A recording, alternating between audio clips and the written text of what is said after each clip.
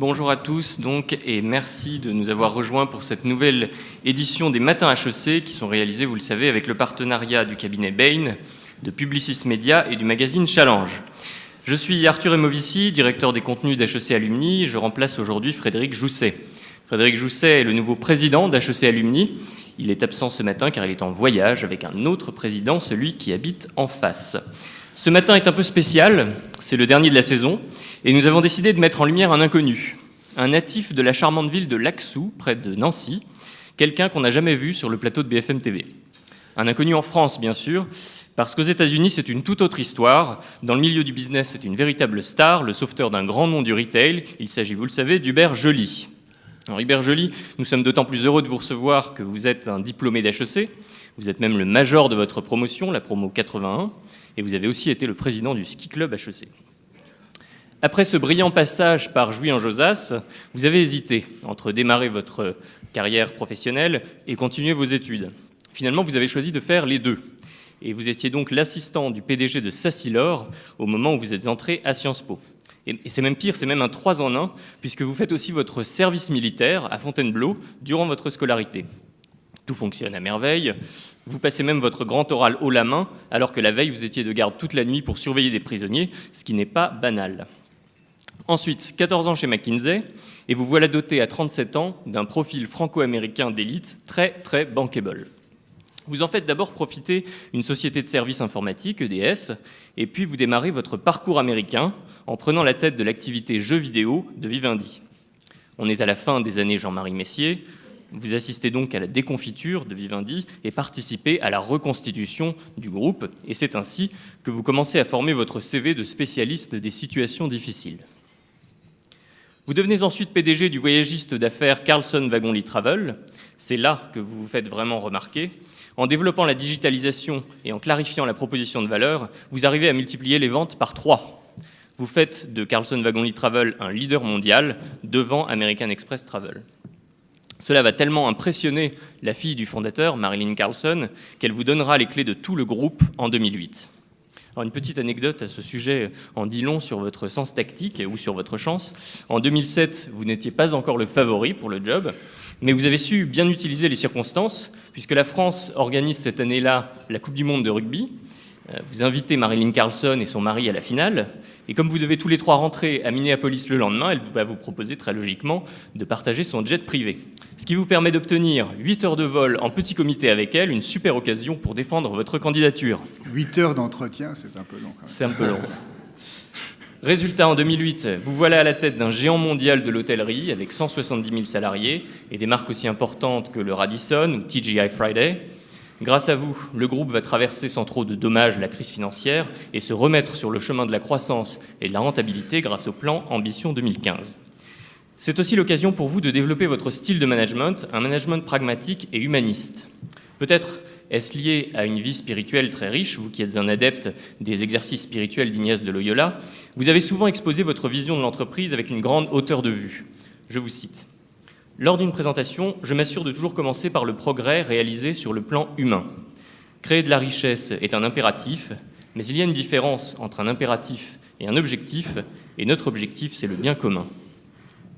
Cette manière de voir les choses vous donne un recul et une sérénité dans l'adversité qui vont vous être bien utiles quand vous entrez chez Best Buy. Alors, pour décrire Best Buy, les journaux en France disent souvent que c'est le Darty américain. Et c'est vrai que les deux vendent de l'électronique grand public et du conseil, mais il faut quand même prendre la mesure de la différence de taille. Darty a 11 000 salariés, Best Buy en a 125 000. Darty a 350 magasins contre 1600 pour Best Buy. Et puis ce sont des formats très différents, puisque les Best Buy sont généralement des très grands espaces de plus de 20 000 m², plutôt à la périphérie des villes et pas en centre-ville. On les surnomme les big boxes d'ailleurs. Mais Best Buy, quand vous arrivez en 2012, c'est surtout une entreprise qui semble perdue.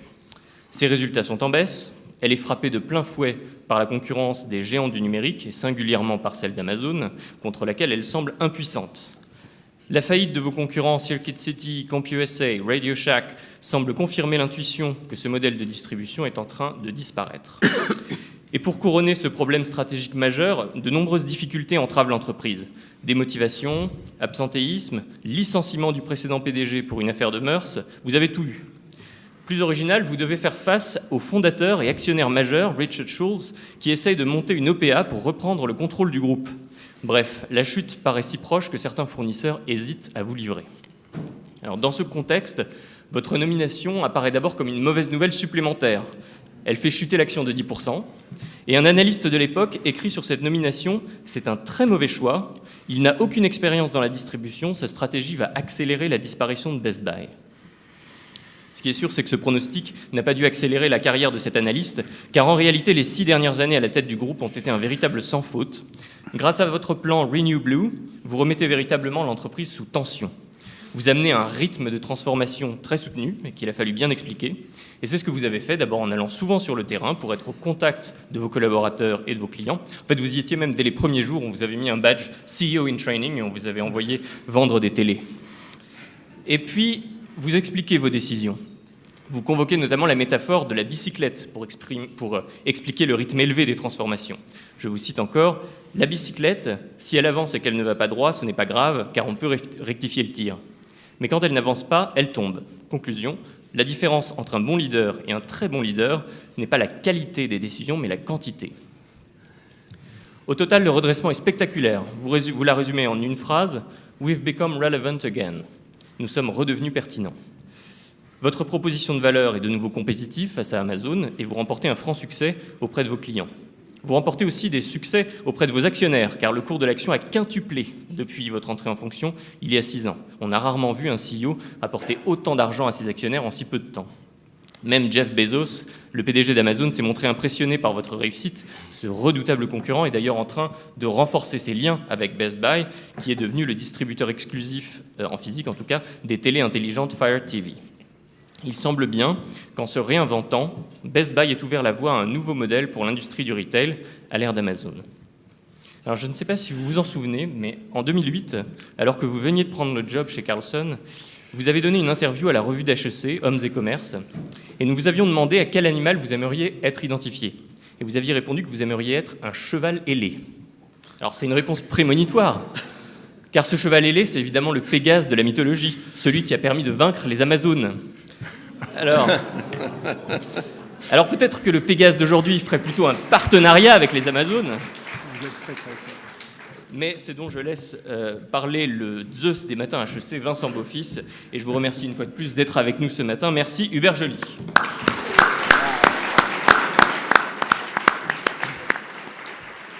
Bravo Arthur, quel morceau de bravoure. Je pense qu'un journaliste à Challenge n'aurait pas fait mieux et Frédéric n'a qu'à bien se tenir, parce que l'introduction incroyable. Donc on va passer 1 heure ensemble, cher Hubert Joly, merci de nous proposer ça et puis merci de retrouver ce cadre qui est enchanteur pour une belle journée. Vous savez, peut-être pas vous, mais nos amis, qu'on a 3 séquences. On va faire une petite revue de presse, on va rentrer ensuite sur comment vous avez réussi ce magnifique parcours que Arthur a si bien résumé. Les questions de la salle à partir de 9h, avec toujours cette possibilité, si vous êtes impatient, si vous trouvez que je pose de mauvaises questions, d'envoyer via un SMS et écrit là ou une réaction dès le moment où vous le souhaitez. Elles arrivent là et je les intègre dans le développement de notre entretien. Et puis on termine avec une petite séquence un peu plus personnelle. Alors la revue de presse ce matin, c'est assez... J'ai hésité parce que je me disais que depuis Minneapolis, comment on regarde ça? Et puis en fait... puisque c'est la une des Échos, puisque c'était l'actualité d'hier. MEDEF, un président pour changer d'image, Geoffroy de Bézieux, comment on voit ça depuis Minneapolis? Alors, je lis la presse française tous les matins. Et donc pour moi, c'est le symbole de la France Startup Nation. Donc c'est très frappant. Je trouve au cours des 5 dernières années, le développement des startups en France a été prodigieux. J'ai 2 enfants. Stanislas travaille chez Jumia, donc dans le e-commerce, et ma fille Agathe chez... Guestviews, qui est aussi une start-up dans le domaine du digital marketing. Donc, c'est la France Startup Nation. Très bien. Alors, aussi, un œil encore sur la presse papier. En voyant ce titre hier soir dans Le Monde, je me suis dit, mais on a la chance d'avoir quelqu'un qui vit vraiment les États-Unis, bien sûr de l'intérieur, mais au cœur du Middle West. Et quand je vois ce titre, l'Europe menace les États-Unis de représailles, tout ce qui se passe en ce moment en menace de guerre commerciale, comment est-ce que, effectivement, depuis le cœur du Midwest, vous pouvez nous aider à comprendre? Est-ce qu'il y a quelque chose qui nous échappe? Qui vous échappe, Vincent, ça m'étonnerait beaucoup. Mais donc, ce que je vois, c'est que l'administration américaine est très claire sur ses objectifs, elle considère que la Chine en particulier ne joue pas le jeu et vole de la propriété intellectuelle à grande échelle aux États-Unis. Ils ont quantifié ça, c'est plusieurs centaines de milliards de dollars par an. Les règles du jeu doivent être changées. L'Europe aussi est un peu dans le collimateur. Ce sont des libre-échangistes. Donc l'utilisation des droits de douane n'est pas une fin, mais c'est juste un moyen. Ils sont prêts donc on ne fait pas d'omelette sans casser d'œufs. Donc ils sont prêts à avoir une période un peu difficile en se disant en fait qu'ils ont plus d'atouts dans leur jeu que le reste du monde, à tort ou à raison, puisque la part du commerce extérieur dans le PIB américain est beaucoup plus faible que pour les autres pays. Ils ont des déficits, donc les autres ont plus à souffrir qu'eux. Donc c'est en fait, je ne suis pas sûr que ce soit une guerre commerciale, c'est une négociation commerciale. Et ils ont des objectifs et ils sont prêts à avoir une période un peu difficile. Ils pensent que ce sont les autres qui blinkeront, comme on dit-on, qui céderont les premiers. Alors, dernière page des pages roses du Figaro, les télévisions européennes mises à mal par le rouleau compresseur Netflix. Il y a toujours un petit peu d'avance aux États-Unis sur ce qui se passe en Europe. Est-ce que le rouleau compresseur Netflix a fait des dégâts aux États-Unis sur le système, effectivement, de production et de distribution audiovisuelle? C'est une bonne illustration de l'innovation extraordinaire qui a lieu dans beaucoup de secteurs en fait, de la technologie. Donc les modèles sont régulièrement remis en cause. Et si on voit les câbles opérateurs qui sont peut-être les plus menacés par ça, ils ont complètement réinventé leur business. En fait, l'essentiel du business de Comcast aujourd'hui, c'est pas la vente de contenu par le câble, c'est l'accès Internet. En fait, donc l'innovation crée des changements et il faut s'adapter. Bon, donc voilà, c'est ça la vie. La une du Parisien aujourd'hui est assez surprenante. Des prêts à 1%, est-ce bien raisonnable? Le Parisien, qui a toujours une approche concernante, dit à ses lecteurs, faisons attention. Est-ce qu'il n'y a pas effectivement, on s'interroge sur des risques de crise et de surendettement naissant, est-ce qu'il n'y a pas, notamment aux États-Unis, un risque de surendettement des ménages? Et vous qui vendez aux ménages américains, est-ce que vous êtes inquiet ou est-ce que vous êtes confiant? Le consommateur américain aujourd'hui est en très bonne forme, en fait. La demande est très soutenue. Maintenant, tout le monde s'attend à ce qu'il y ait une récession. Alors, tout le monde essaye de trouver la bonne date. Est-ce que ce sera 2019, 2020, etc. D'où elle viendra? On a toujours du mal à prévoir à l'avance d'où viennent les récessions. Mais il y aura une récession. Quelle sera sa date, son ampleur, son déclenchement? Moi, je ne suis pas en mesure de vous le dire. Alors, je termine avec quelque chose qui vous parle, en tout cas, certainement davantage. C'est la page business du New York Times ce matin. Le papier s'appelle New Heights for Amazon, nouvelles altitudes pour Amazon. Je ne sais pas si le cheval ailé va être capable de le contrer, on le verra, on va en parler tout de suite après. Mais enfin, c'est un papier incroyable où le New York Times nous explique que Amazon est en train de, même au pied de l'Himalaya, de livrer chaque jour dans un petit village qui se trouve à 5000 mètres d'altitude une quinzaine de colis et que ça marche.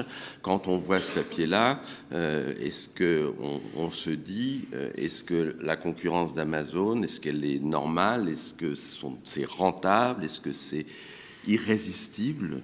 Ou est-ce que c'est déraisonnable de la part donc de Jeff Bezos d'aller comme ça dans tous les coins les plus reculés de la planète pour exercer son commerce?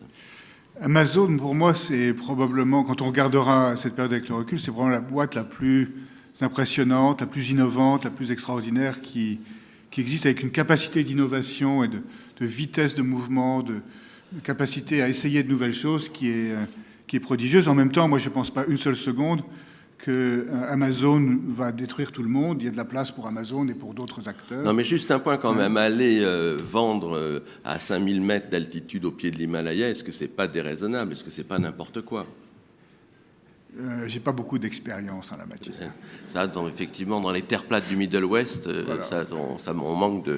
on manque de sommet. Je manque peut-être un peu d'altitude. Non, voilà, mais ça va quand même nous permettre de rentrer dans ce que vous avez fait au sein de Best Buy, parce que il fallait vivre avec Amazon.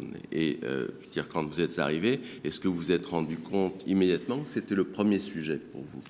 En fait, à l'époque, on pensait qu'on allait mourir. Le phénomène qui nous menaçait, c'était ce qu'on appelle le showrooming.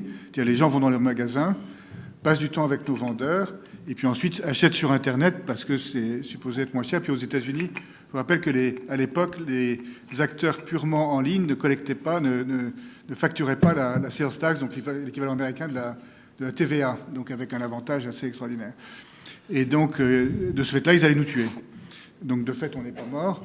Donc, comment on s'y est pris, en fait? La première chose qu'on a fait, c'est qu'on a dit il faut qu'on soit compétitif en termes de prix et éviter que le prix soit un facteur pour les clients. Donc, on a mis nos prix au même niveau qu'Amazon.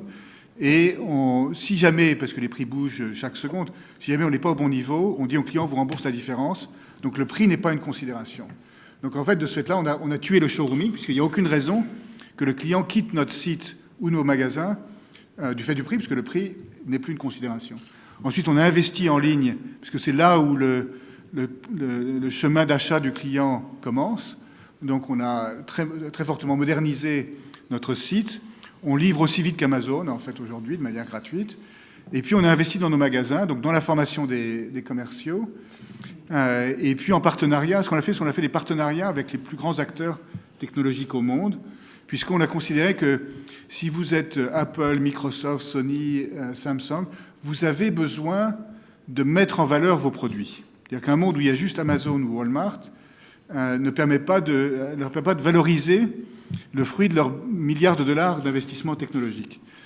Et donc, dans la distribution de voyages, j'avais un peu été actif, on fait toute sa marge sur les revenus des fournisseurs. Et là, c'est la même chose. Donc, on a deux business. En fait, on a des business vis-à-vis du client et le business vis-à-vis des fournisseurs. Et donc, en avril 2013, on a fait un partenariat avec Samsung où on leur a permis d'avoir dans nos magasins des boutiques Samsung, donc juste en face des boutiques Apple, avec donc du personnel renforcé, des produits qu'on peut tester. Et en 3 mois, le patron de Samsung a eu 1400 magasins Samsung dans des endroits vraiment de très très bonne qualité, ce qui lui aurait pris 10 ans et des risques extraordinaires. Et donc après avoir fait ça avec Samsung, on a fait ça avec en fait tous les acteurs, y compris Amazon et Google, où ça permet de démontrer. Donc ce qu'on a inventé, c'est pas le showrooming, c'est le showcasing. C'est le fait de mettre. Donc on est devenu un peu le Colisée où les gladiateurs se battent. Et pour le client, c'est formidable parce que à l'intérieur du magasin, il a accès à des experts, à de la technologie, et ça a complètement changé la donne. Vous avez réinventé le principe des démonstrateurs qu'il y avait dans les grands magasins au siècle dernier, tout à fait. façon. Et avec une particularité, donc c'est pas juste une série de boutiques, parce qu'il n'y a aucune maison, que ce soit aux États-Unis ou en France, qui soit monomarque. Même la maison de Tim Cook, il n'y a pas que des produits Apple, ou la maison peu importe. Il y a un écosystème, enfin tout est connecté maintenant. Donc nous, on est un peu auprès des particuliers, ce qui est Accenture auprès des entreprises. On est consultant, on est intégrateur, et ensuite on apporte le support aux clients. Donc on a un rôle tout à fait unique. Et le fait qu'on ait notre site, les magasins, et qu'on aille chez les gens, on se déplace chez les gens pour être consultant et apporter les services après-vente, ça change complètement la donne. Et on est le seul à pouvoir apporter ce service-là. Amazon ne peut pas faire ça, en fait. Donc voilà, on a réinventé la boîte en regardant un peu Amazon, mais surtout en regardant le client. Mais j'ai bien entendu tout à l'heure, vous évoquez le fait que vous avez fait également un partenariat avec Amazon. Alors, on a fait plusieurs. Donc, ça fait 10 ans en fait qu'on vend leurs produits. Beaucoup de retailers ont des états d'âme à vendre les produits d'Amazon, ce qui se dit c'est le cheval de Troie.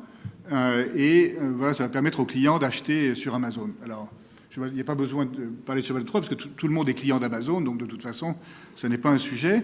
Mais comme on a comme rôle auprès des clients de mettre à leur disposition les meilleures technologies, exclure Amazon n'aurait pas de sens. Donc ça fait 10 ans qu'on vend leurs produits. L'année dernière, on a mis en place un peu un rayon Amazon avec des démonstrations en temps réel de ce que Alexa peut faire, qui vient d'être lancé en France, si je comprends bien. Et ça rend un service formidable aux clients. Et ce qu'on a fait au mois d'avril, qui est encore, à mon avis, plus innovant, Amazon, c'est à la fois un retailer, mais aussi c'est un concepteur de produits. Donc. Et leur plateforme Fire TV dont vous parlez, c'est probablement aujourd'hui la meilleure plateforme de télévision intelligente. Et donc, comme on est leader sur la distribution de téléviseurs, on a fait un partenariat exclusif avec eux, où en fait, ils nous ont donné leur plateforme Fire TV pour intégrer ça dans des téléviseurs. On est les seuls à avoir ce droit-là. C'est vendu exclusivement chez Best Buy et par Best Buy sur Amazon.com. Et effectivement, Jeff est venu dans un de nos magasins pour l'annonce, en disant si l'achat d'un téléviseur, c'est un achat important en fait pour un consommateur, et vous avez besoin de voir et de toucher et d'être conseillé. Et donc, le seul endroit où il peut faire ça, c'est chez Best Buy. Et alors, quand vous avez vu Jeff, vous lui avez pas dit au passage, écoute Jeff, est-ce que tu pourrais faire du business rentable un jour? Ça nous aiderait. Est-ce que vous avez le sentiment que vous avez affaire à une concurrence tout à fait normale et loyale?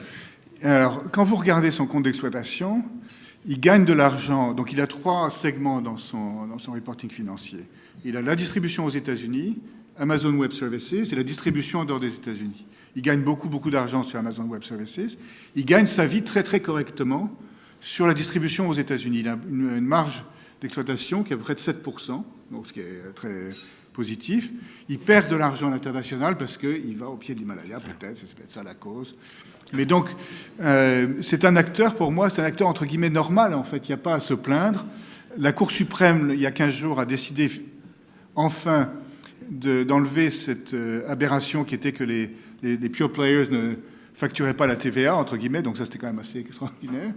Et donc pour moi c'est un acteur, mais il ne faut pas être obnubilé par Amazon, il faut s'occuper des clients et des avantages concurrentiels qu'on peut développer pour servir les clients. Alors revenons à ce que Arthur évoquait, ce qui était la manière dont, en arrivant en 2012 à la tête de Best Buy, vous avez complètement fait cette recovery. Elle a même un nom, hein, ce Renew Blue, si j'ai bien compris, Arthur. Prenez quelques minutes pour nous dire, en dehors du sujet Amazon que vous avez commencé à bien traiter, vous avez changé effectivement cette entreprise qui allait vers sa perte en une entreprise dont effectivement, parce qu'il peut-être effectivement, Arthur a oublié de le dire, après, une fois que vous êtes arrivé, après ces fameux 10% de chute en bourse, on a été multiplié par 3 ou 4, je crois, depuis 5, hein, voilà, 5 depuis votre arrivée. Bon, quelques minutes sur comment vous avez fait ça. Donc, il y a eu 2 phases, en fait. Donc, Renew Blue, c'est la période de redressement. Donc, c'est ce que j'ai dit tout à l'heure. Donc, c'était la compétitivité de prix, l'investissement en ligne, l'investissement dans les magasins, les partenariats. On a aussi enlevé 1,5 milliard de coûts et on s'est focalisé sur l'Amérique du Nord. Et là, depuis 2 ans, on est rentré dans une nouvelle phase qu'on appelle Best Buy 2020, Building the New Blue, qui est une phase plus stratégique où on essaye d'inventer à quoi on va ressembler d'ici quelques années. Mais avant qu'on reste, moi je voudrais savoir comment on redonne morale aux gens. Il paraît, j'ai relu hier un article qu'on avait fait dans Challenge un an après votre arrivée en 2013, Jean-François Arnaud qui est ici, qui l'a fait, qui évoquait le fait que les gens tout simplement n'allaient même plus travailler. Comment vous avez remis en fait l'église au milieu du village? Alors donc sur le comment en fait, le comment. Il y a eu plusieurs choses qu'on peut mettre en évidence. La première chose, c'était de reconstituer l'équipe de direction. Donc moi, je suis un peu maoïste. Je pense que les poissons pourrissent par la tête et qu'il faut balayer les escaliers par le haut. Donc il faut vraiment rapidement reconstituer l'équipe de direction. On a fait le diagnostic qui a permis ensuite de mettre l'accent sur les principaux leviers. Et ensuite, c'est toute la mobilisation. La mobilisation, ça a consisté à d'abord communiquer de manière très transparente sur quelle était la situation et comment on allait procéder. C'est aussi beaucoup d'écoute et d'attention effectivement aux collaborateurs. Donc le fait d'avoir passé la première semaine dans des magasins à écouter les collaborateurs, à voir ce qui n'allait pas, a été fondamental en fait. C'est là où il m'avait dit le showrooming c'est quand même un problème. C'est là où il m'avait dit aussi sur le site web il y a un problème, c'est que vous savez la barre de recherche, on ne trouve pas le produit qu'on cherche quand on met son nom. C'est un problème, en fait. Donc, on a changé, donc on a écouté ça. L'équipe précédente aussi, pour faire des économies, avait limité la remise accordée aux employés, alors qu'ils s'accordaient des bonus pour s'assurer que les dirigeants restaient, en fait. Donc le fait d'écouter les collaborateurs et ensuite d'agir sur les points qui leur apparaissaient comme étant déterminants pour le succès de l'entreprise, et d'être clair sur... En fait, ils m'ont dit, plusieurs années après, ils m'ont dit, mais au début, on n'était pas très précis sur ce qu'on allait faire. Si, tu avais été très précis, ce que tu nous avais dit, si on ne change pas, on meurt. Donc ça, c'était clair. Et ensuite, le fait, ça conduit à parler du rôle du dirigeant, en fait. Le rôle du dirigeant, ce n'est pas tellement l'intelligence de la stratégie, finalement, c'est le fait de créer de l'énergie dans l'entreprise. Et donc d'être quelqu'un qui est sur le terrain, qui a de l'énergie et fait croire, le fait de redonner de la confiance par le discours et par l'action a été déterminant. La théorie de la bicyclette est une bonne théorie, en fait, c'est de prendre des décisions, pas s'occuper de stratégie au début. C'est-à-dire, dans un redressement, on s'occupe d'améliorer les opérations, ce qui donne ensuite des degrés de liberté stratégique, et d'établir une dynamique de progrès où tous les mois, on sent qu'on fait des progrès, donc on n'est pas sorti d'affaires, mais le mois N, le fait d'être mieux que le mois précédent ou que le même mois de l'année dernière, ça apporte aussi de la dynamique. Voilà, c'est des choses comme ça. Et puis, il y a une décision que vous avez prise, par exemple, de mettre fin au télétravail. C'est bizarre parce qu'en France, il y a une loi qui vient de se faire où on pousse les entreprises à faire du télétravail. Ça, vous n'aimiez pas beaucoup. Non, c'est ça. Il y avait un truc qui était un peu aberrant. Ils avaient appelé ça ROWE, Results Only Work Environment, où les collaborateurs pouvaient choisir s'ils venaient au boulot ou pas. C'était un sujet qui était l'objet de controverse dans l'entreprise. Et donc, j'étais rentré dedans. Et l'idée, en fait, c'était que seuls les résultats comptent et que les managers n'avaient pas à dire aux collaborateurs comment travailler. Il fallait simplement qu'ils attendent des résultats. Et pour moi, c'était une erreur profonde en matière de leadership, en fait. Le leader, il doit faire attention au comment. Et la délégation n'est pas toujours le meilleur mode de direction, en particulier lorsque le bateau coule. Et que donc les gens sont un peu perdus, sont pas motivés, et visiblement ça marche pas. Un mode de direction plus directif dans cette période-là est plus important. Donc on a dit à tout le monde sur le pont, de manière à avancer. Donc c'était une erreur c'est pas tellement le télétravail qui était une erreur, c'était la philosophie de management et le rôle du manager qui était une erreur.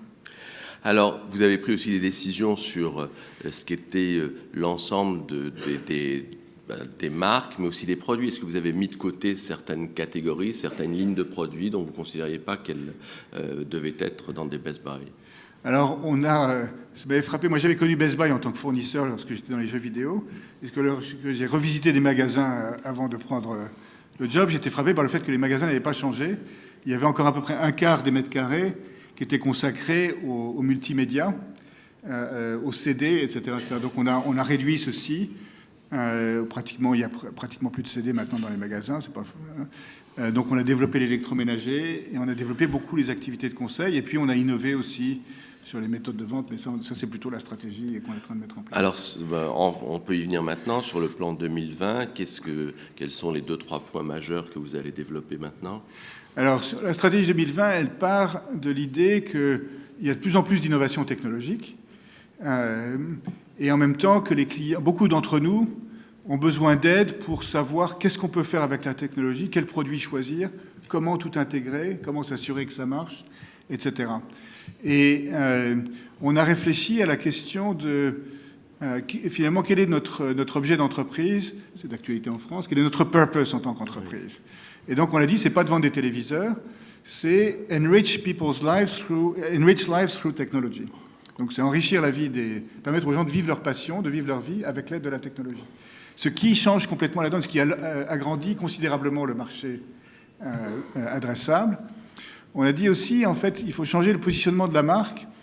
Lorsque j'étais patron intérimaire du marketing de Best Buy, dans les moments initiaux, on avait adopté comme tagline « Expert Service, Unbeatable Price ». Expert Service, Unbeatable Price, très fonctionnel, ça marche. Mais là, on a voulu élever la marque et qu'on soit positionné comme étant un inspiring friend pour les clients, les aidant à imaginer ce qui est possible. Donc la new tagline, c'est « Let's talk about what's possible ». Et donc d'être un peu ce consultant Donc on a identifié des axes de croissance en conséquence. Donc on élargit effectivement ce qu'on vend. On continue à travailler avec les sociétés technologiques pour mettre en œuvre sur le marché leur technologie. Mais on va aussi de plus en plus vers des services et des solutions. Donc des solutions, un exemple, il y a le vieillissement de la population aux États-Unis, comme j'imagine ici. Et il y a un enjeu important qui est de permettre aux personnes âgées de continuer à vivre chez elles, tout en étant un peu surveillées sur le plan médical. Donc avec la technologie, on peut mettre chez les personnes âgées des sensors et avec de l'intelligence artificielle, de voir si la personne a un problème de santé qui commence à se développer. Et donc ça, avec des services récurrents à la clé. On a aussi une nouvelle offre de service où on apporte un support à l'ensemble des produits technologiques qui sont chez le client, qu'il les ait achetés chez nous ou pas. Parce que si Netflix, dont vous parliez tout à l'heure, ne marche pas ce soir, est-ce que c'est à cause de Netflix? Est-ce que c'est le tuyau qui va dans la maison? Est-ce que c'est le Wi-Fi? Est-ce que c'est le téléviseur? Est-ce que c'est le streaming device? Qu'est-ce que c'est? Honey, can you help me? Et nous, on est Honey. Et donc, pour $200 par an, on apporte du support sur l'ensemble de la technologie. On innove aussi sur les méthodes de vente. Donc, on continue à développer les ventes en ligne et les ventes en magasin avec plus d'expertise, plus d'expérience, etc. Mais on a développé un nouveau canal qui est le canal à domicile, donc avec une nouvelle population qu'on appelle les in-home advisors, où en fait, si vous avez un besoin un peu compliqué, vous refaites votre family room, vous avez des enfants, vous voulez refaire leur chambre et mettre de la technologie, on vient chez vous et on va imaginer ensemble quelle est la bonne solution. Et ça permet de générer une nouvelle demande et de développer une relation avec le client. C'est-à-dire on passe de la vente de produits à travers des transactions, qui est un peu McDonald's, à des ventes de solutions et une relation avec le client, parce que même si on est leader aux États-Unis, notre part de notre share of wallet, comme diraient les consultants de Bain, de nos clients, c'est juste 25%. Et donc, imaginez la taille de l'entreprise, si on peut passer de 25%, disons, à un tiers, ou même à la moitié, en fait. Donc, ça change complètement la donne. Donc, c'est ce genre d'innovation qu'on a en cours aujourd'hui. Vous nous parlez beaucoup, effectivement, des États-Unis. Vous avez dit tout à l'heure que vous aviez recentré les affaires sur les États-Unis. Il y a une question qui nous vient là par SMS. Est-ce que vous regardez à nouveau le développement à l'international? Alors, on est sur l'Amérique du Nord, donc Canada, États-Unis, Mexique. Moi, j'ai considéré, parce qu'on a vendu nos activités en Europe et en Chine, que la distribution n'était pas un métier global. Il y a, en fait, grosso modo, zéro avantage à être mondial, du fait que ce soit du fait des relations avec les fournisseurs. Donc, ça ne présente aucun intérêt. Et en revanche, on a la chance d'être sur le marché nord-américain qui est immense. Et encore une fois, notre part de marché n'est que de 15%. Donc, on a considéré que les opportunités de croissance... J'ai pas compris, 15% ou 25%? 25%, c'est share of wallet de nos clients, mais tout le monde n'est pas client. D'accord. Et donc, part de marché, 15%. Donc, c'est des opportunités de croissance. Donc, quand les dossiers qui passent en France, on dit non. Alors, il y a un point qui revient toujours quand on parle de vous, c'est votre volonté d'exercer une forme de leadership. Vous êtes passionné par ces questions-là. Qu'est-ce que c'est que votre engagement pour cette cause? Et je crois qu'en plus, vous développez avec HEC un programme là-dessus qui s'appelle Purposeful Leadership. Ah oui, alors ça, c'est passionnant. L'idée de base est la suivante, en fait. Ça consiste à dire, à partir de l'individu, chaque individu est habité par la quête du sens. Quel est le sens que je veux donner à ma vie?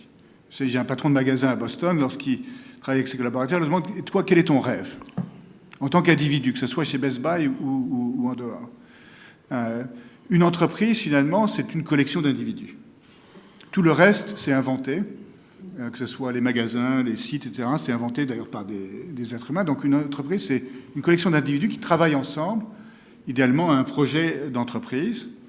Et tout l'enjeu pour les dirigeants, c'est de connecter la quête du sens des collaborateurs avec le purpose, l'objet, la finalité de l'entreprise qui doit être de contribuer au bien commun.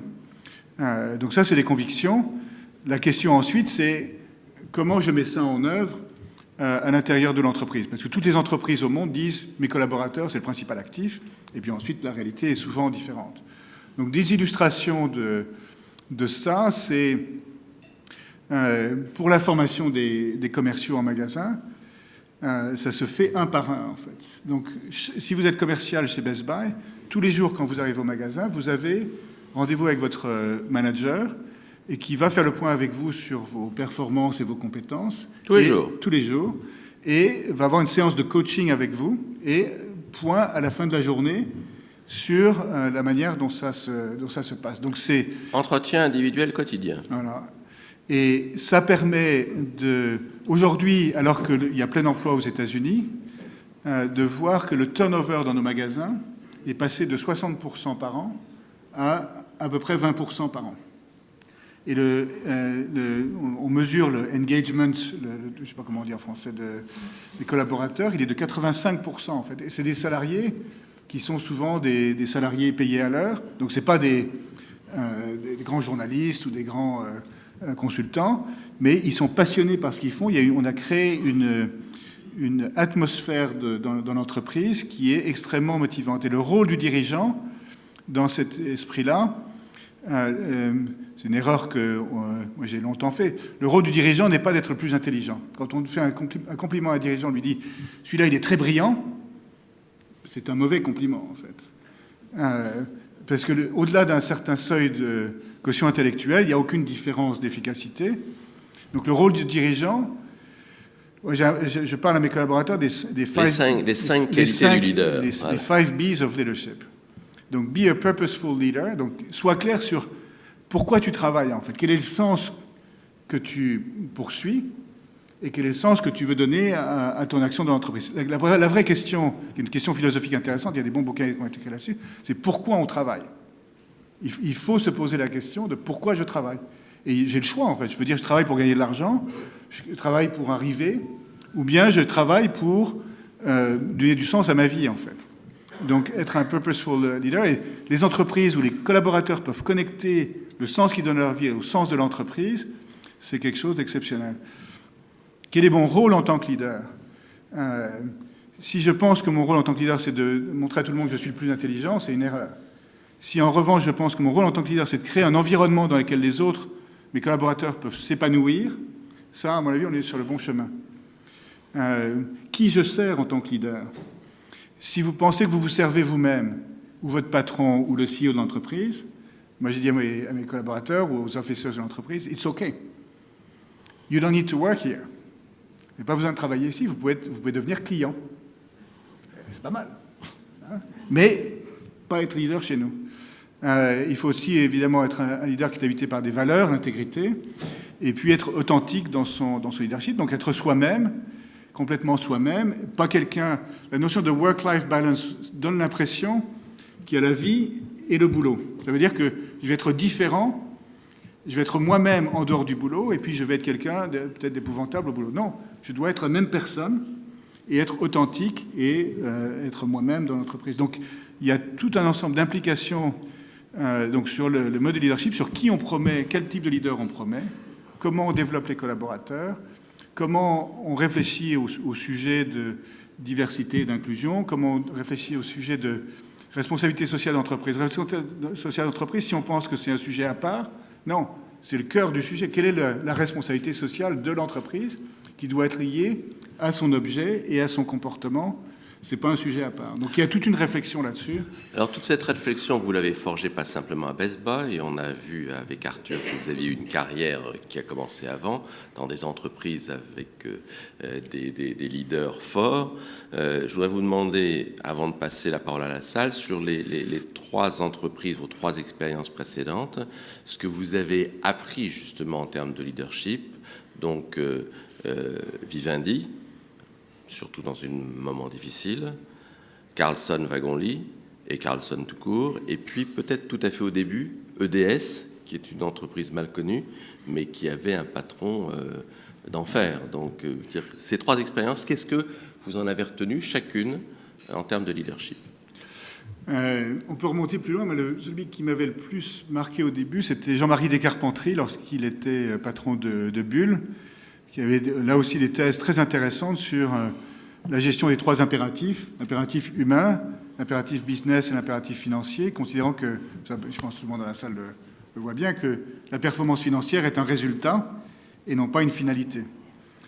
Et la mise sous tension des entreprises, ça c'était quelque chose qu'il habitait beaucoup. Je note d'ailleurs en fait que, pour revenir au Purposeful Leadership, dont on va annoncer effectivement ce matin, pour lequel on va annoncer avec Peter Todd la création d'une chaire à HEC en la matière, Larry Fink, qui est le patron de BlackRock, a écrit à tous les patrons américains au début de l'année en disant « Quel est le purpose de votre entreprise? Quelle est votre stratégie à long terme ?» Tous les patrons du monde entier. Du monde entier, pardon.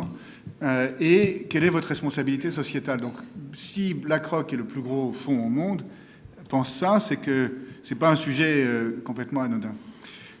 Un autre dont j'ai beaucoup appris, c'est le frère Samuel Rouvillois, en fait, donc, qui intervient d'ailleurs à HEC et qui est un grand philosophe de la congrégation Saint-Jean. Il m'avait dit un jour, la quête de la perfection est diabolique. Alors c'est paradoxal, parce qu'en entreprise, il faut être performant, en fait. Si j'explique à mes actionnaires, oh, on n'est pas parfait, le cours de bourse a été divisé par 2, c'est pas... Non, il faut être performant. Mais sa thèse, c'est de dire... Alors évidemment, c'est un religieux, donc il parle de l'expérience de l'ange déchu.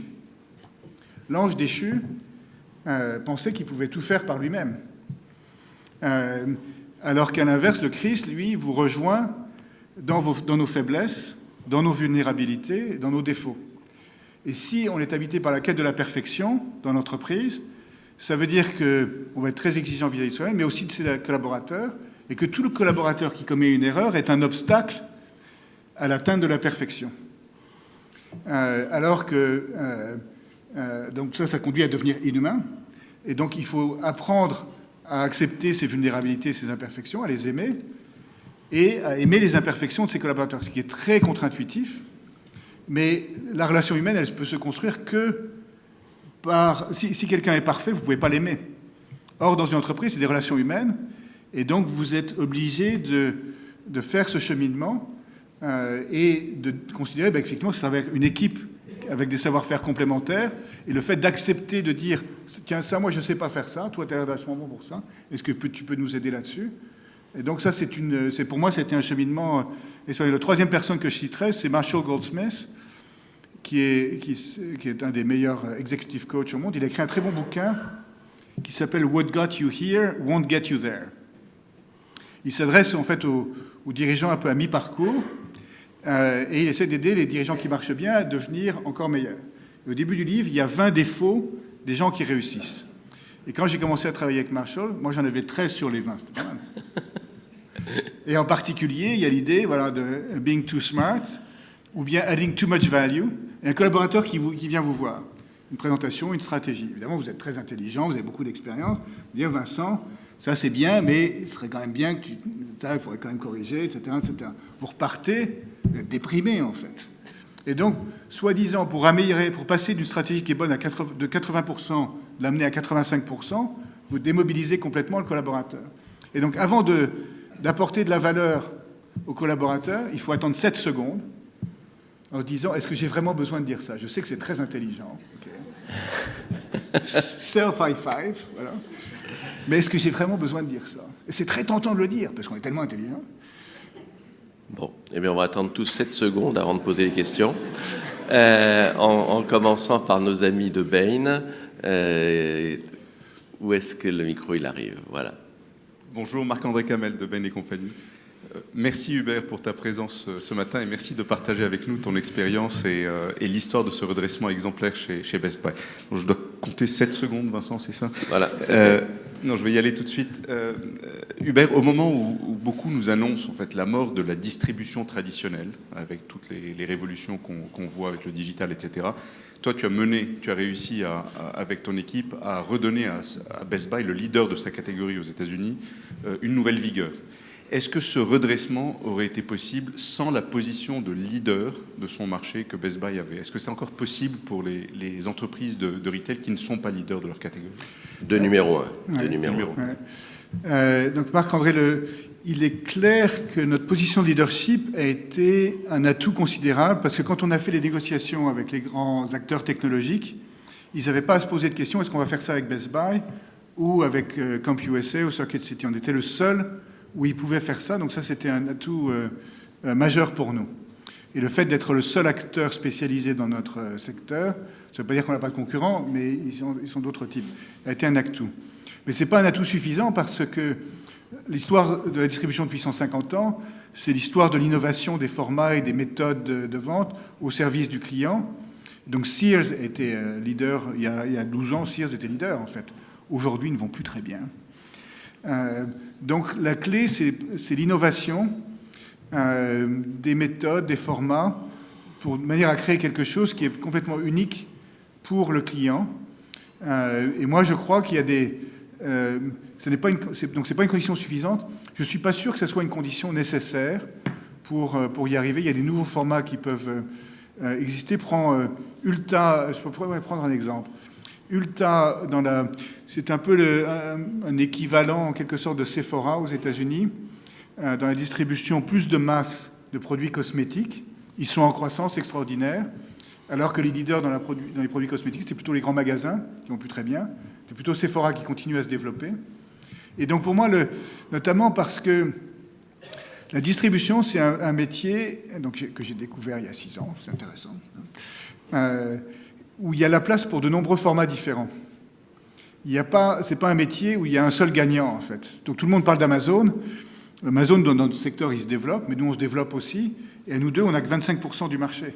Donc il y a de la place pour de nombreux concurrents. Et à partir du moment où ils innovent, c'est des marchés qui sont très fragmentés. Donc moi, je pense que c'est ni suffisant, ni peut-être nécessaire. Mais il y a, pour aller dans le sens de nos amis de Bain quand même, Alexandre Bompard, que je croisais hier, sachant qu'on avait le plaisir de partager ce petit déjeuner ce matin, disait ce qui a été une réussite pour nous avec la FNAC, c'est d'être effectivement quasiment le dernier dans un secteur en très grande difficulté. Et que une fois qu'on est le dernier, même si le secteur est pourri, finalement, on a moyen d'être assez performant et rentable.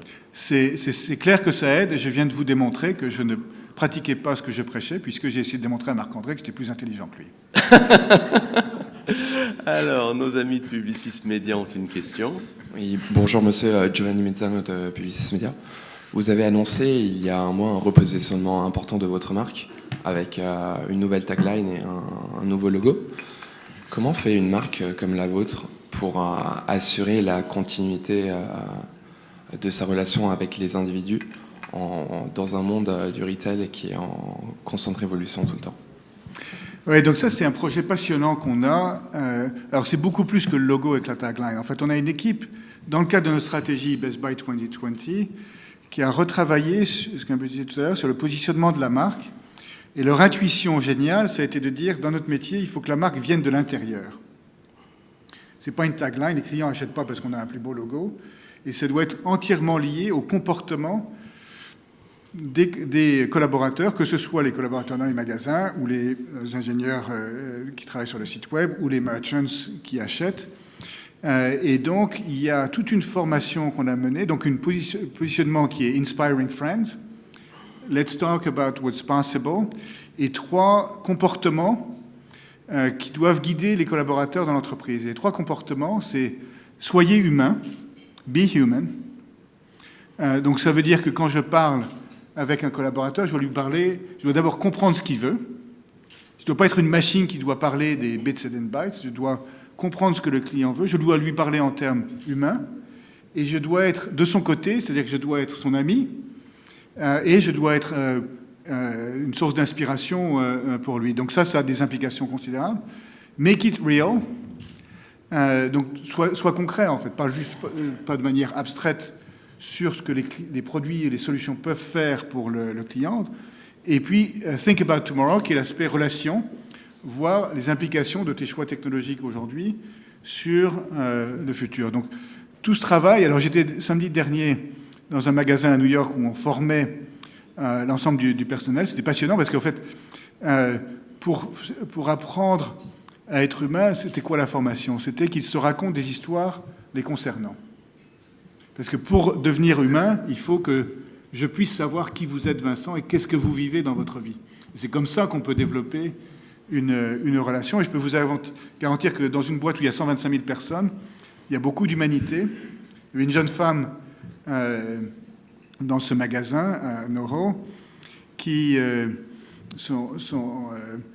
le père de ses enfants l'avait quitté, était devenu violent, et donc elle avait dû arrêter de travailler chez Best Buy, avait vécu pendant des mois dans un shelter, et ensuite est revenue travailler chez nous dans un autre magasin. Donc c'est des gens d'un courage extraordinaire. Et donc le fait de développer le sens de l'humanité auprès des collaborateurs, entre les collaborateurs et les managers, c'est ça qui ensuite permet de développer l'humanité avec les clients. C'est-à-dire que si on est dans le business du bonheur, il faut que ce bonheur existe dans l'entreprise. Alors sur l'aspect relation, ensuite ça passe d'une part effectivement par le marketing digital et ciblé, etc. Donc il y a beaucoup de développement en la matière. Et le rôle que j'évoquais tout à l'heure, qui est celui de in-home advisor. Ce que les clients veulent, en fait, beaucoup aux États-Unis, c'est d'avoir quelqu'un auquel ils puissent s'adresser pour leurs besoins technologiques, que ce soit pour les nouveaux achats ou pour tout ce qui est le service, et d'avoir non pas une relation anonyme avec le fournisseur, mais une relation personnelle. Et donc moi, mon my guy pour mon domicile à Minneapolis, c'est un garçon qui s'appelle Tyler. Et quand j'ai des besoins, je m'adresse à lui et il s'occupe de tout, en fait. Et donc ça change complètement la donne. Et ça devient... c'est très difficile de battre ça, en fait. Si vous êtes Walmart ou Amazon, vous n'allez pas réussir à battre ça. Donc la marque, c'est ça, c'est le comportement des collaborateurs. Donc d'autres questions de la salle, ici et puis monsieur après, en ayant toujours la gentillesse de vous présenter. Bonjour, Benjamin Binaud, Procter & Gamble. Une question très différente sur sustainability et quel impact ça a sur votre stratégie Best Buy? Alors le sujet sustainability, on peut le prendre de manière étroite ou de manière large, en fait. De manière étroite, on a un programme de réduction de notre carbon footprint de 60%, donc à l'horizon 2020, sur lequel on est plutôt en avance. Et donc, c'est pas difficile dans la distribution, vous changez l'alimentation électrique ou l'éclairage dans les magasins, tout un ensemble de choses comme ça. Donc ça, c'est les visions étroites. Mais sustainability, c'est un sujet beaucoup plus large, en fait. C'est qu'est-ce qui fait que je construis une entreprise qui va durer? Et ça, alors on revient au principe de management qu'on évoquait tout à l'heure, donc à la culture, aux valeurs, à qui on promeut en tant que... Finalement, les décisions les plus importantes qu'on prend en tant que leader, c'est qui on promeut en tant que leader. Donc aujourd'hui, maintenant, je travaille à peu près 3-4 jours par an.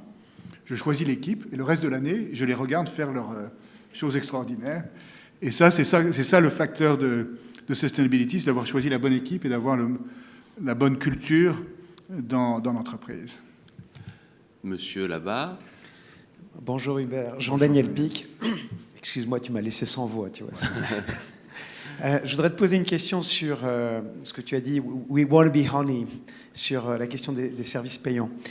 Est-ce que tu peux nous faire toucher du doigt à quel point c'est important dans votre stratégie, en termes à la fois de développement de lignes d'activité, de revenus, et en même temps, comme tu l'as dit, de capacité à entraîner la vente de produits? Alors, notre stratégie de service, c'est un sujet qui fait l'objet de beaucoup de discussions en conseil d'administration. C'est moins un sujet de dire on va avoir à l'horizon 2020 ou 2025 X% de notre chiffre d'affaires qui vient des services. Parce que, à titre d'exemple, In-Home Advisor Program, c'est gratuit. C'est-à-dire on va chez vous, on ne fait pas payer. Donc ça va être difficile de développer le chiffre d'affaires service sur cette base-là. Donc mais j'avais compris que Honey, c'était un peu ça et que c'était $200. Oui, donc Honey, c'est la partie plus service après-vente. C'est lorsque le système chez vous ne marche plus.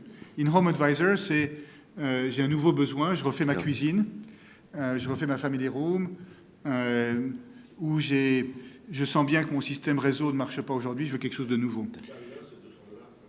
Tyler, c'est gratuit. En revanche, ce qu'on appelle Total Tech Support, qui est le support sur l'infrastructure que j'ai aujourd'hui qui ne marche pas, ça c'est $200 par an. Aujourd'hui, le service, c'est à peu près 6-7% du chiffre d'affaires chez nous, service technique. Est-ce que ça... mais l'objet, c'est-à-dire la stratégie, elle est intégrée. On n'a pas une stratégie de service sur le côté, c'est de permettre de faire que notre purpose voit le jour et que notre positionnement de marque en tant qu'inspiring friend voit le jour. Donc c'est une stratégie de service qui est au service de la stratégie dans son ensemble. Alors on mesure effectivement que les clients de Total Tech Support ont tendance à plus revenir chez nous, puisque comme il n'y a pas de différence de prix, qu'on a du conseil et qu'ensuite je vais m'occuper de vous, il faudrait quand même être un peu ballot pour aller ailleurs, en fait. Hein. Donc c'est un peu ce que dit Jeff Bezos avec Prime.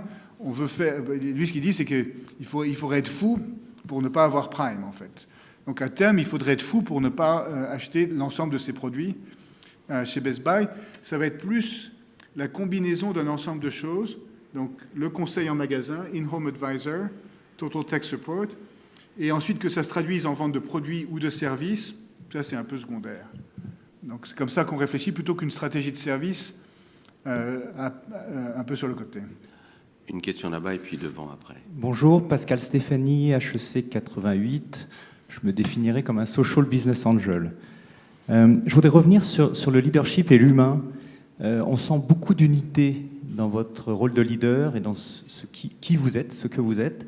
Il y a ce sens aussi entre le sens de vie de vos collaborateurs et le purpose de l'entreprise. Est-ce qu'il vous arrive quand même de vivre des moments où vous vous sentez plus cette unité, où vous avez à prendre des décisions de leader et vous dites, c'est pas vraiment moi, mais je vais le faire parce que pour mes stakeholders, c'est peut-être la meilleure chose à faire. Et si ça vous arrive, moi ça m'arrive beaucoup, mais si ça vous arrive, comment vous faites ? Alors, c'était Jean-Marie Descarpentries qui m'avait appris qu'il y a 98% des questions qui sont posées sous la forme de « faut-il faire ça » ou « faut-il faire cela ?» Il vaut mieux y répondre par l'un et l'autre plutôt que l'un ou l'autre. Et donc, si les collaborateurs disent « est-ce qu'il faut s'occuper du court terme ou du long terme ?» Il faut s'occuper des deux. Est-ce qu'il faut s'occuper des collaborateurs ou des clients ou des actionnaires ? Il faut s'occuper des trois. Est-ce qu'il faut faire croître le chiffre d'affaires ou baisser les coûts ? Il faut faire les deux. Donc, dans 98% des cas, il faut refuser, en fait, les arbitrages entre des dimensions qui apparemment sont en contradiction. Alors, de temps en temps, néanmoins, il y a des décisions qui sont plus difficiles à prendre. Donc, je crois que c'était au mois de mars, on a annoncé la fermeture de peu près 200 boutiques qui étaient spécialisées sur la téléphonie mobile dans les malls. Donc, c'était des petites boutiques, c'était moins d'1% de notre chiffre d'affaires, qu'on avait développées à partir du milieu des années 2000, quand la technologie des smartphones se développait beaucoup. Et on s'est dit, voilà, on va pouvoir croître à travers ça. Maintenant, les smartphones sont en saturation, les marges se sont beaucoup réduites, or les loyers dans les malls sont plus élevés. Donc et puis nos grands magasins, il y a 70% de la population américaine qui est à moins de 15 minutes d'un Best Buy. Donc on a dit, on va fermer ces magasins-là. Donc ça, c'est pas une stratégie d'expansion. Mais ensuite, on a changé la manière de traiter ceci d'un point de vue social, entre guillemets, d'un point de vue humain. On a dit, en fait, notre objectif, ça va être de garder la totalité des collaborateurs qui veulent rester. Et on va, plutôt que la lettre que reçoit le collaborateur avant, c'était vous avez droit à un package pour partir. C'est-à-dire, non, vous restez, on va vous donner 2 mois pour trouver un autre boulot. Si jamais, au bout des 2 mois, vous décidez de partir, on vous donnera le package, mais on va rester. Donc ça, c'est un cas où c'est une décision difficile. Donc dans le business, on prend des décisions. Si on ne prend pas les décisions de faire respirer l'entreprise, de l'adapter à ses marchés, on se plante complètement. Mais ensuite, la manière de le faire joue beaucoup. Et les symboles jouent beaucoup. Ce qui a le plus marqué les collaborateurs l'année dernière, ce n'est pas le caractère brillant de la stratégie, encore une fois, c'est la manière dont on a géré l'ouragan à Porto Rico. On a 3 magasins à Porto Rico et un entrepôt qui ont été largement détruits. Et comme vous avez peut-être suivi ici, parce que c'est la même chose à Saint-Martin, les conditions après le passage de l'ouragan étaient très difficiles. En fait, il n'y avait pas d'eau, il n'y avait plus d'électricité, etc. Et nous, on avait à peu près 500 personnes sur l'île. Encore une fois, qu'il n'y avait plus d'eau, etc. Et il y avait les compagnies aériennes ne volaient plus. Donc, ce qu'on a fait, c'est qu'on a fait un pont aérien avec des avions privés pour apporter de l'eau sur l'île, permettre aux collaborateurs ou à leurs familles qui voulaient rentrer sur le continent de pouvoir rentrer, en leur permettant de travailler dans les magasins sur le continent, en continuant à payer les collaborateurs jusqu'au moment où on a rouvert les magasins, etc. Donc on a été humain vis-à-vis des collaborateurs. Ça nous a coûté, on n'a pas du tout été les seuls à faire ça, mais ça nous a coûté quelques millions de dollars. On a dit ça au marché lorsqu'on a annoncé nos résultats. Et donc, voilà un exemple où on peut effectivement avoir un résultat négatif sur le plan financier, mais qui, sur le plan de l'entreprise, moi je refuse complètement l'idée selon laquelle un chef d'entreprise ne peut pas faire ce qui lui paraît juste parce qu'il y a la pression des actionnaires. Ça, je refuse complètement. Parce que, à mon avis, c'est faux, en fait. La pression des actionnaires est complètement exagérée. Une question là. Oui, Bertrand Jacquillat, associé en finance. Vous êtes où, Bertrand?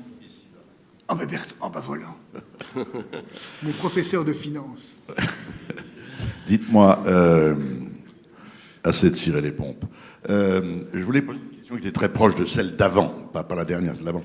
Mais le $200 par an pour le conseil technologique, c'est indépendant de la quantité de conseils que je demande, que pas Tyler, parce qu'il est gratuit, mais que je demanderais si j'étais un Tyler à $200. Premièrement, et deuxièmement, est-ce qu'il y a une analogie entre cela et ce programme de fidélité, le Prime d'Amazon?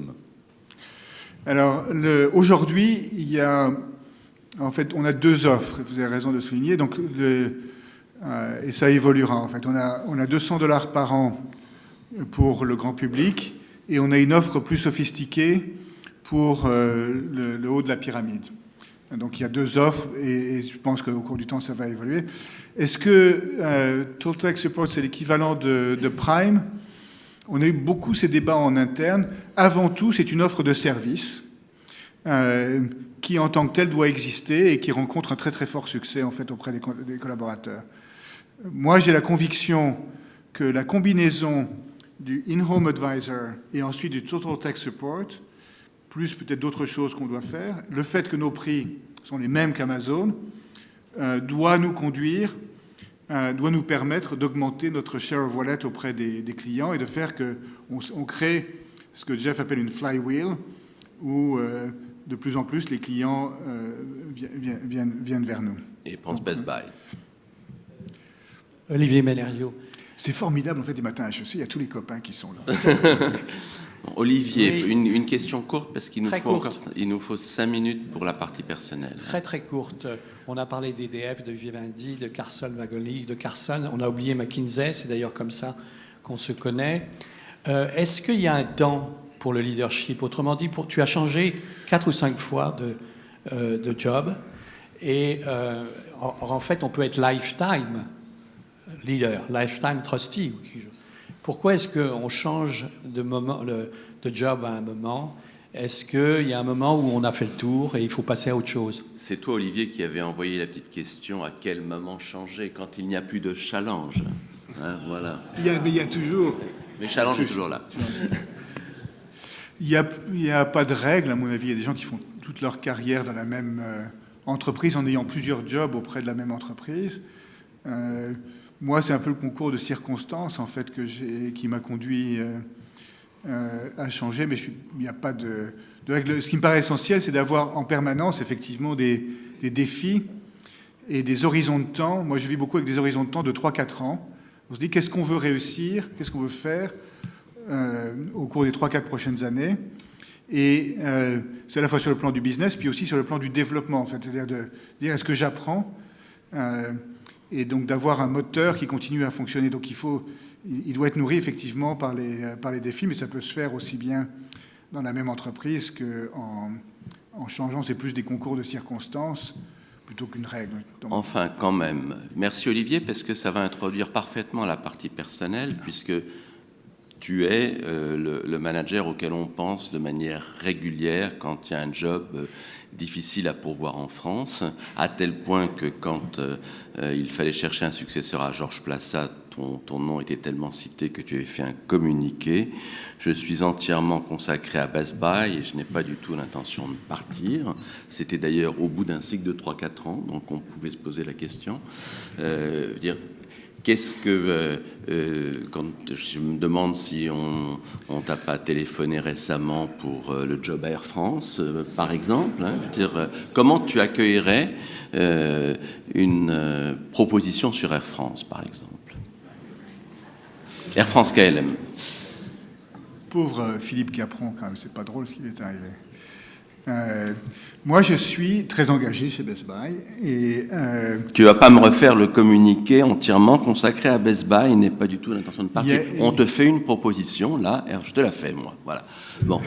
Comment tu réagis par rapport au défi formidable de remettre cette entreprise, je ne vais pas dire au milieu du village, mais... Oui, donc en fait, moi j'ai dit... Donc effectivement, quand votre cours de bourse progresse beaucoup, on vous fait souvent des propositions. Moi je dis systématiquement non, parce que il y a les critères que j'utilise pour voir où je suis, c'est est-ce que je fais quelque chose, la possibilité de faire quelque chose qui est meaningful, impactful et joyful.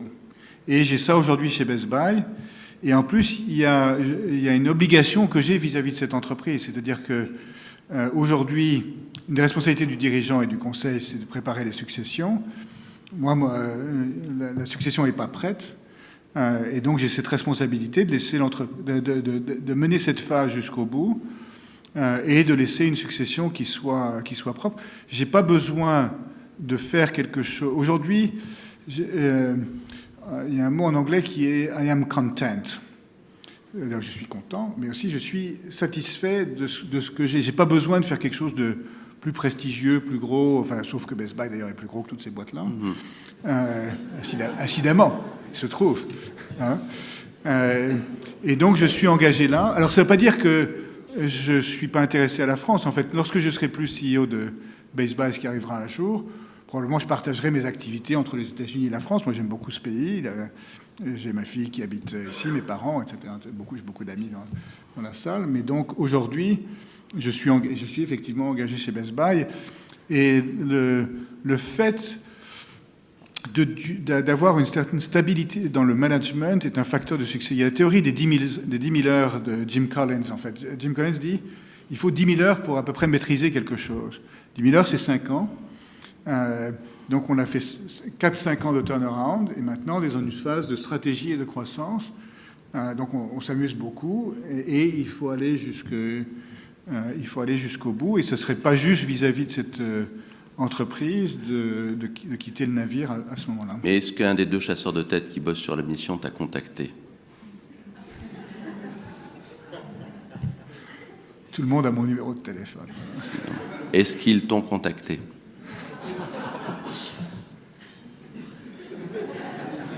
« 7 secondes. Tu peux y aller. » Je souhaite beaucoup de succès, Air France. Bon, Jean-François, je pense qu'ils l'ont contacté. Ok. Ça me permet de terminer cette séquence personnelle avec « Est-ce que c'est compliqué d'être un dirigeant français aux États-Unis ou est-ce que je la poserai, ça c'est une question qui vient de la salle, et moi je la poserai dans l'autre sens. Est-ce que, ayant fait une bonne part de ta carrière aux États-Unis, ça serait compliqué de revenir diriger une boîte française ? Je crois que les valeurs, les principes de management sont assez universels, en fait. L'idée selon laquelle il y aurait un modèle de management français, un modèle américain. La plupart des boîtes, d'ailleurs, la France a beaucoup de très très belles et très grandes entreprises. Elles sont très multinationales. Si on prend Publicis, les États-Unis sont le premier marché de loin de Publicis, et les dirigeants de Publicis dirigent une entreprise mondiale. Donc, qu'on soit à la tête d'une entreprise américaine, française, de plus en plus chinois, le YY, le patron de Lenovo, dirige une boîte mondiale. Donc, et les valeurs, quand on regarde les principes de management que j'évoquais tout à l'heure, et qu'on essaie de les ancrer soit dans la philosophie, la métaphysique ou la spiritualité, on retrouve les mêmes choses en termes de sagesse dans les religions judéo-chrétiennes, le bouddhisme et les différentes religions à travers le monde, et l'islam, etc. Donc, moi, je crois beaucoup à l'universalité des principes de management. Être français, diriger une entreprise en tant que Français aux États-Unis, c'est un peu un non-sujet parce que les États-Unis, c'est une mosaïque de nationalités. Donc, quand je regarde mes interlocuteurs, Satya Nadella est indien, patron de Microsoft. Steve Jobs était fils d'un Syrien. Le patron d'Adobe est aussi un Indien. Il y a beaucoup d'Indiens. Le patron de 3M à Minneapolis est un Suédois. C'est une mosaïque de peuples, en fait, les États-Unis. Donc, vous êtes français, vous êtes allemand, vous êtes suédois. Ça, c'est pas Il y a un point sur lequel on est quand même très différent, c'est dans notre relation à l'argent. Dire comme tous les grands PDG, tu as un salaire confortable, je dirais 15 millions de dollars à peu près, c'est ça? À peu près. À peu près. Hein. Bon, tu as eu aussi un Golden Hello important en arrivant. Pourquoi j'évoque tout ça? C'est parce qu'il se trouve que demain, on sort le classement des 500 grandes fortunes dans Challenge, qui est, j'espère que vous l'achèterez tous demain. Et voir si vous êtes dedans. Ce qu'on appelle le FMIC, la fortune minimum pour intégrer le classement, FMIC, et cette année à 140 millions de dollars. Alors, je te pose la question, est-ce que tu aurais dû être dans ce classement? Alors, non, parce que ce que j'ai décidé avec les enfants, c'est que au-delà d'un certain seuil, tout ce qu'on a ou tout ce qu'on aura sera donné, en fait. Donc, tu as accepté le Giving Pledge, qui est généralement pour les milliardaires, mais oui, là, il est pour un millionnaire, en donnant la moitié de ta fortune. Ce sera plus que la moitié, en fait, parce que les enfants, je ne donnerai pas le chiffre, mais c'est limité à un certain montant, et au-delà, tout sera donné, en fait. Eh bien, chapeau, Arthur, c'est à toi de conclure. Merci Hubert Joly. Alors c'est significatif, nous avons commencé cette discussion en parlant d'Amazon. Amazon pour qui vous avez dit votre admiration pour sa vitesse de mouvement et sa capacité d'innovation. Et donc vous avez aussi rappelé le danger de mort qu'il faisait peser sur Best Buy lorsque vous êtes arrivé. Si on ne change pas, on meurt, avez-vous dit à vos collaborateurs. Alors vous avez brillamment répondu à cette menace, avec notamment un alignement des prix sur le net, une dynamisation du e-commerce, la modernisation des magasins et un partenariat avec les grands acteurs de la technologie comme Samsung. Vous avez contré le showrooming par le showcasing. Et ces partenariats, vous les avez étendus même à Amazon, puisque votre obsession, c'est le client, le service au client. Il faut lui apporter les meilleures technologies disponibles, sans exclusive. Vous pensez d'ailleurs qu'il ne faut pas être obnubilé par Amazon, et même si vous êtes l'ex-président du club de ski, vous ne le suivrez pas jusqu'à l'Himalaya. D'ailleurs, vous avez avoué être maoïste et pas bouddhiste. Les poissons pourrissent par la tête, c'est donc par là que vous avez commencé. Puis vous avez cherché à apporter de l'énergie dans l'entreprise avec un mode de direction plus directif, justement. Alors plus directif, mais en phase avec vos valeurs, des valeurs qui s'appliquent en interne comme en externe. Pour vos clients, vous devez être des inspiring friends qui vont installer la technologie utile au domicile. Et pour vos collaborateurs, vous croyez au purposeful leadership. Maintenir cette connexion entre le travail et la quête de sens personnel, c'est une chose que vous vérifiez avec des entretiens quotidiens chez Best Buy. C'est un thème auquel vous êtes très attaché, donc vous avez aussi relevé qu'il est très en phase avec l'actualité française. Alors je vais faire un peu comme Vincent, je vais faire la pub de la revue d'HEC, Hommes et Commerce, retrouver ce thème dans le dernier numéro de la revue avec une interview notamment de Jean-Dominique Sénard, page de pub terminée. Et ceci dit, si vous souhaitez acheter une GoPro pour cet été, vous savez où aller, à la FNAC, puisque vous avez clairement dit que vous n'iriez pas en France. On continuera donc à suivre vos succès de loin jusqu'à un éventuel retour. Vous avez refusé Carrefour, vous avez refusé Air France à moins que. En tout cas, nous vous remercions Hubert Joly pour ce beau matin d'été et je vous souhaite à tous d'excellentes vacances en vous rappelant que nous nous retrouvons le 18 septembre pour recevoir Frédéric Oudéa, le président de la Société Générale, et ce sera de nouveau au Salon Vendôme. Merci beaucoup.